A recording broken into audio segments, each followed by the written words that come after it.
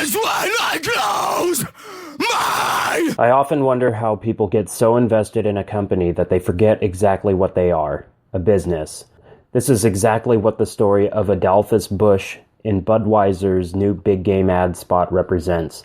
Not an active endorsement for progressive immigration policies, but a way to generate controversy among the masses to the extent where we don't even remember why we're mad, or, for that matter, who still drinks Budweiser. Well, according to the consumer data gathered by Infoscout, Caucasians and Asians, 45 plus years old, particularly low income with no children.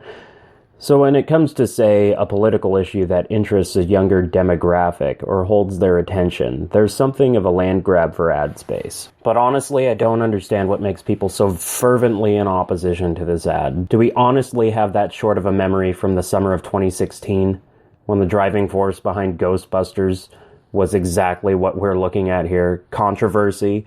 Controversy sells.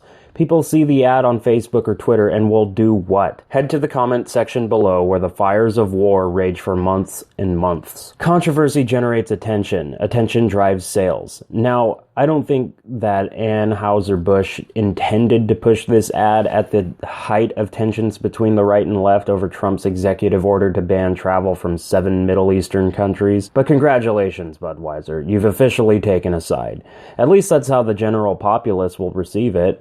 Personally, I see nothing wrong with the ad. It represents an age of American history pretty well. Most immigrants to the young country's existing population were largely unwelcome. It also sends a message of perseverance and self-determination that is lacking in a society that enables infantilizing fucking everything. In a time when words are harder to use to back your positions as opposed to grandstanding at every possible moment to assert a moral high ground from both sides, or lighting shit on fire and beating people blind, of course this is going to be taken as fucking political. Here's an article from the Denver Post that I think tackled the subject pretty well. Quote, "They hit on a relevant theme that's going to resonate with half the country," said Alan Adamson, founder of Brand Simple Consulting, referring to the beer ad. But in this polarized world, it could easily upset half the country and be seen as political and stepping into something they don't want to get into. If you feel everyone is out to get your president, this can easily be interpreted that way. Yes, 100% agree. This isn't about having some higher moral authority in the political atmosphere. It's about money. And you can't make everyone happy when you take a side on a political issue. But the whole point of the ad was to push sales and generate a conversation to talk about that ad during the big game. Did you see that ad? There's only 2 cities watching the game: Atlanta and Boston. Literally everyone else is watching for ads. Quote, "It's a new complicated time," said Thomas Ordahl, chief strategy officer at branding firm Landor. "It used to be people avoided politics altogether. You can't do that anymore as a brand." Well, you can, but people are going to interpret your ad whatever way they wish. Let's not forget that there are entire channels out there devoted to finding the devil in every little thing that they see.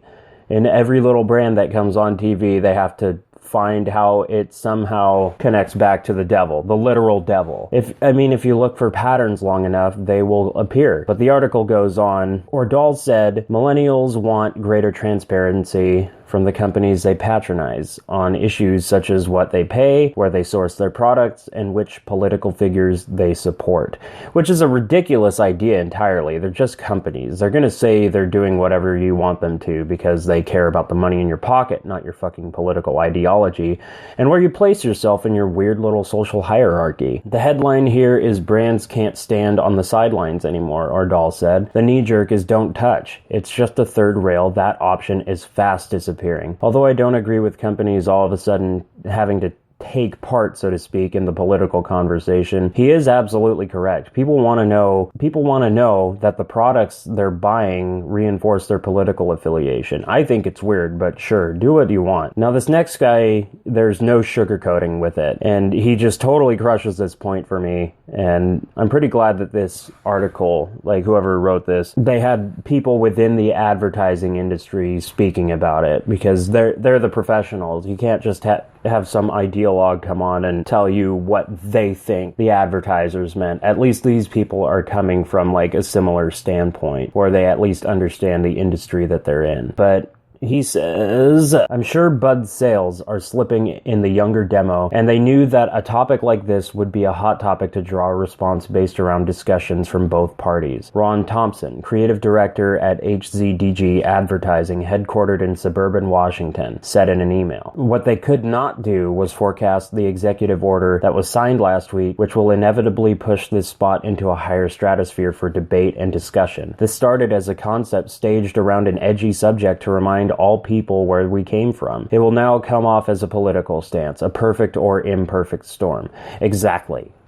That's exactly what I meant. This guy gets it. And from the data we looked at, the consumer data from Infoscout, it does reflect that there is a lacking in sales to the younger generation, and millennials tend to vote more progressive. So a spot like this, it's just catering to something that they already believe. I don't think it's really all that edgy because you have progressives in mainstream media all the time. But I mean, even you can see that even the slightest Google can help you out and see that this ad is so plainly transparent. But in closing, don't let this ad turn you for or against Budweiser. It's just a commercial. The company itself should not determine your political leanings or reinforce any ideas you already had. They made this commercial because they knew that people like you and me would talk about it. I mean, there's no such thing as bad publicity, right?